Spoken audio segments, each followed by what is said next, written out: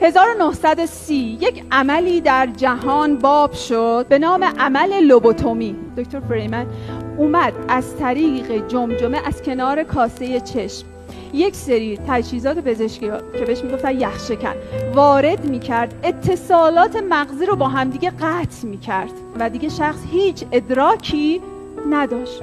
اصلا زنم گفت مامانه چرا این کارو کرد؟ چرا خواهرت اینو گفت؟ چرا اینجوریه؟ اجاره خونه؟ اصلا کلا هیچ. دیگه من حس نکنم. موفق هم شدن. آدم‌های افسرده دیگه افسرده نبودن. اما چه اتفاقی افتاد به نظرتون؟ نگاه کردن دیدن یه تعداد زامبی دیگه دارن تو شهر راه میرن. بچه میگفت بابا اگه صداش از یه تونالیته بالاتر بود هفتی رو در می آورد بنگ بچه‌شو میکش و تمام راشو میکشید میرفت.